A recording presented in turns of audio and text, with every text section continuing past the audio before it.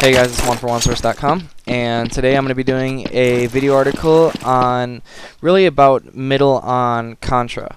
And the reason I'm covering middle is because I think a lot of what you're going to be doing on T side is going to be revolving around how the mid player plays. Because the mid player really has an effect on a big effect on how they hold their rushes, how their rotations work, where they're going to be strong at early in the round. And a lot of what I'm going to be kind of advising here is rush strats. And the reason I like doing this is I've talked about this before in my commentaries, but I'm going to be going a lot more in depth with this article. Is really I think you have an advantage on T side. That your man up, the rotations are kind of slow early on. And so to take advantage of that, we're going to figure out how they play middle, figure out where the best place to hit is early on, and then pretty much just exploit that. So you'll get a better idea of what I'm talking about in a minute. So I'm going to kind of go ahead and talk about what most players do at the very beginning of the round. First off, I'm going to just kind of go over what most CT setups do. Then I'm going to be talking about countering how this mid player plays. And then I'm going to kind of advise, although most of you may know this already, but I'm going to advise kind of how my teams have played in the past. So probably one of the most common things to do in the beginning of the round is to send an opera right here and pick the crack. I'm just going to refer to this as like picking the cross. You know, if they've got a good reaction time, it is gonna, you know, they're gonna kill you a lot. One thing that I find is when I'm crossing here at the beginning of the round, I think when I jump, I almost always never get hit. You know, in fact, I don't know if I've ever gotten hit when I jump, unless you know he was aiming at the guy in front of me and he just got lucky or something. But when I jump here, it's much harder to get hit. If I just run straight across for some reason or whatever, you know, you're much more vulnerable, I guess. You know, because first off, he's probably aiming a little lower, and second, I think I think you may travel a little bit faster in the air. I don't know, but trust me, you want to be jumping there. So that's the first thing I want to talk about. I'm just going to be talking about if someone's picking the cross. That's what I'm referring to. If someone is picking the window, usually this involves an opper here picking towards the pit in the early part of the round. And a lot of times, I'm going to talk about this more later, but a lot of times what they'll be doing is they'll be shifting back and forth. There'll be an opper here. You can usually see their barrel sticking out right here, picking into the pit for any rushers in the pit early round, and then he'll be shifting back and forth here. The last thing that is probably the most common for mid player to play, it's usually a rifler, and this is what I like doing most of the time. It's jumping out that window. Usually you throw some kind of pre-flash when you jump out the window, and then you wait for it to pop, whatever, and then some people go into here. If you're the plank player, I tend to go in here and then have another plank player there, and we usually have a crossfire setup or something like that. And I'm just going to refer to this as playing in the castle. So what do you do, and what type of strats do you want to be running if they're in one of those three spots respectively? And so, I mean, this is pretty important to kind of get a feeling for how they play and know where their mid player is playing. And you can usually tell us, you know, pretty easily. And they'll usually almost do the same thing every round. And you can usually just tell just by listening. You can hear the op shots from here. Sometimes Noah used to do this is he'd jump up on here and pick it. That's not quite as common, and he only did that once in a while to switch it up. But anyhow, getting back to this. So if a player is picking this cross, like I said, first you want to be jumping that corner. But what kind of rushes are you going to be running if someone's playing here? Now, if you go ahead and take a step back and think about how this team is setting up, likely if they have a player here, they're still going to likely have two at A. They'll probably have one covering lower, one covering upper, and then two towards B right here. So they'll probably have like one spiral or something, one right here. So they are kind of strong towards A simply because this guy can rotate you know, quickly to this back hall, but he doesn't have a shot on the guy lower really. So you pretty much have like a free opportunity to get into lower. He does have a shot on guys B, but remember if you jump, he's likely not going to get you. So you have a couple options at this point. like I said, they are kind of light towards B. They don't have immediate assistance from like a rifler right here that can quick flank or anything. They don't have immediate assistance from spawn. This guy's, you know, a good probably 10 seconds away.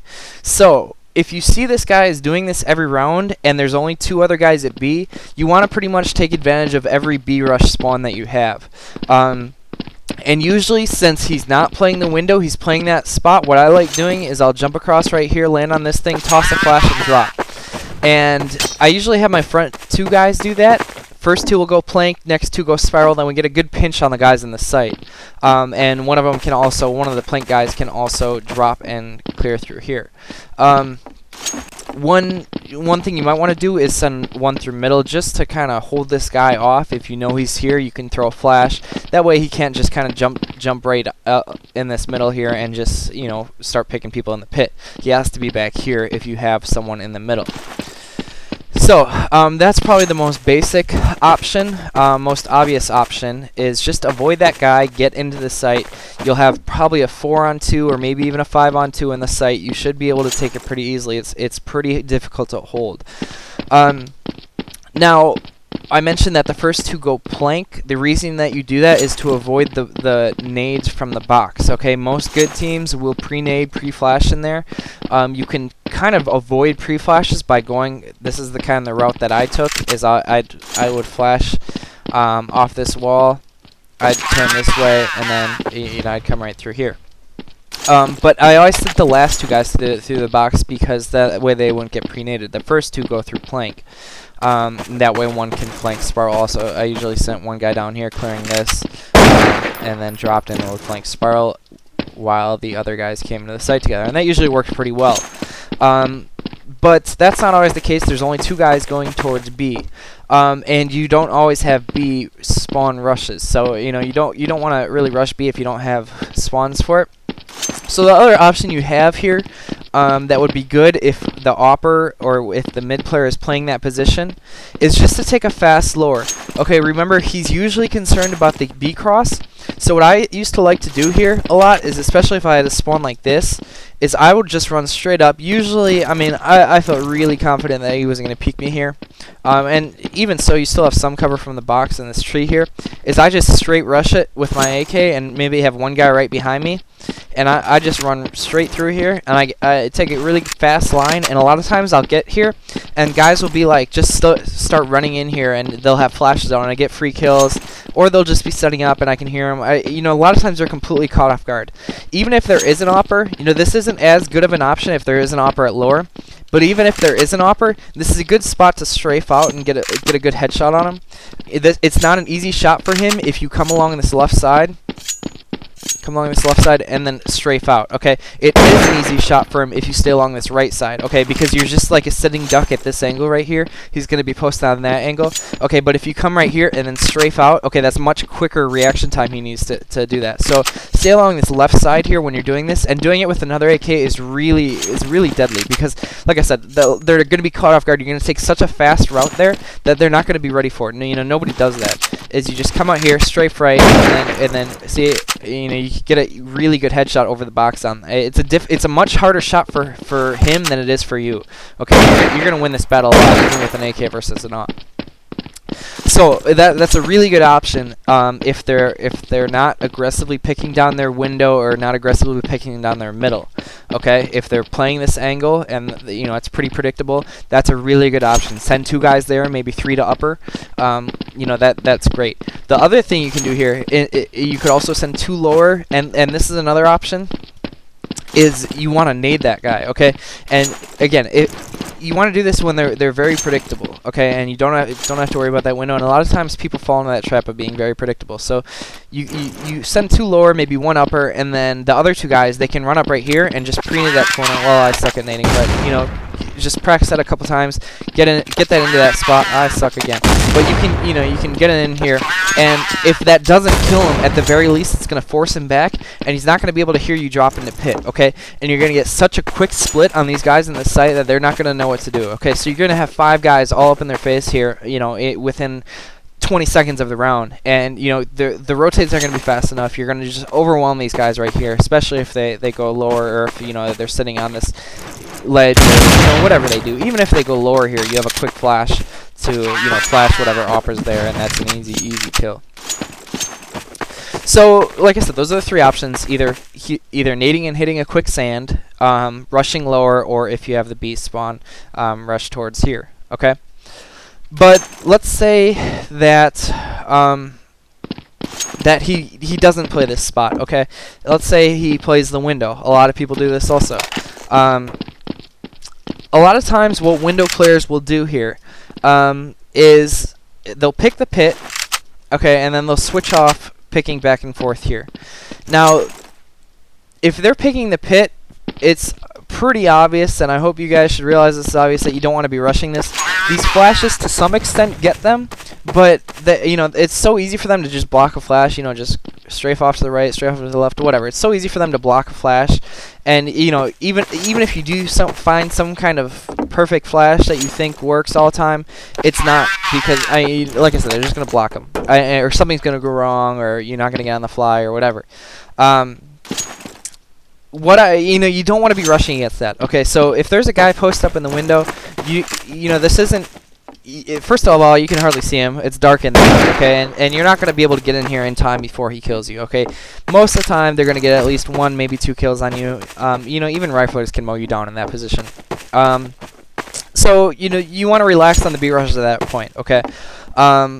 You may be saying that you may just want to rush box, but I don't like doing that, first off because of the pre-nades, second off because you don't really have any sort of pinch from the plank, and that's pretty huge. You know, a lot of times people will drop sewer, or people just run right to here early in the round. If they have a crossfire on you and they don't have to worry about their back here, you're just going to get mowed down. There's too many angles for you to check coming in just through box, sending 3 or 4 guys through box. I mean, you can get lucky if you get some good flashes off and they both... I'm an idiot. And they both come through spawn, and you know, that flash is a good one if they both come through spawn.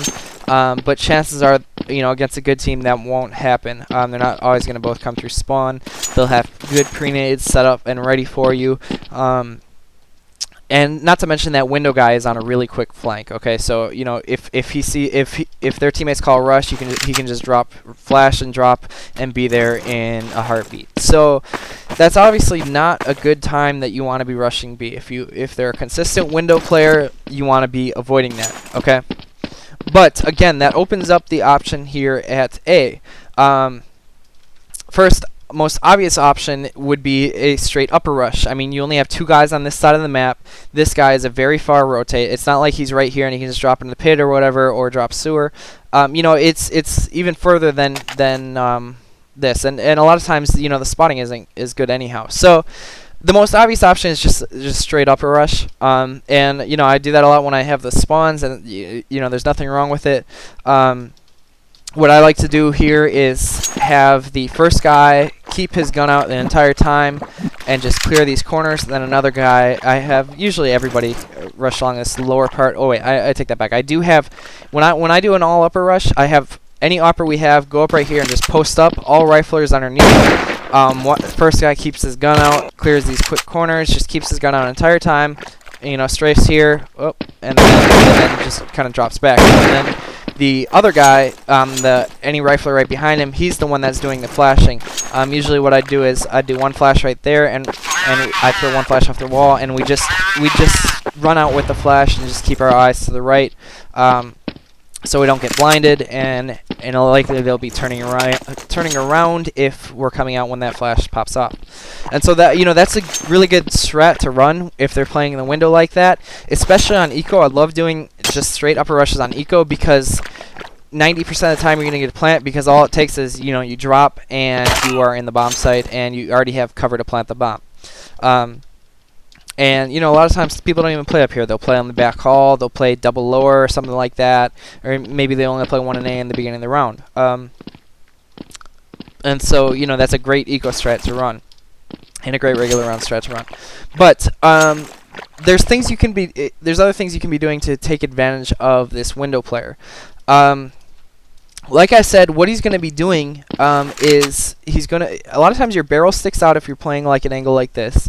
So you can see if the opera's in here. And he's going to be switching back and forth between here and here.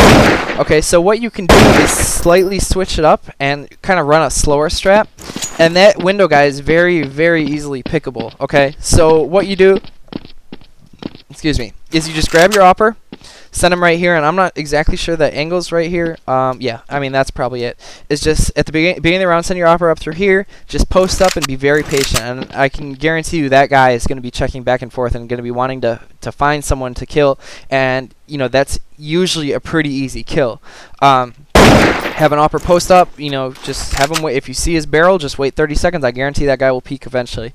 And that's a free kill right there. And once you get control of this middle, there's so many options. You can go through spawn, you can drop sewer, you can go into the sand pit. You know, you can throw so many fakes and so many misdirects, and you can basically go anywhere. When you kill that middle guy, there's so many options. So if you know that guy's being careless, or you know, and it's not even being that careless, it's just, you know, having to spot, and that guy really has no other choice.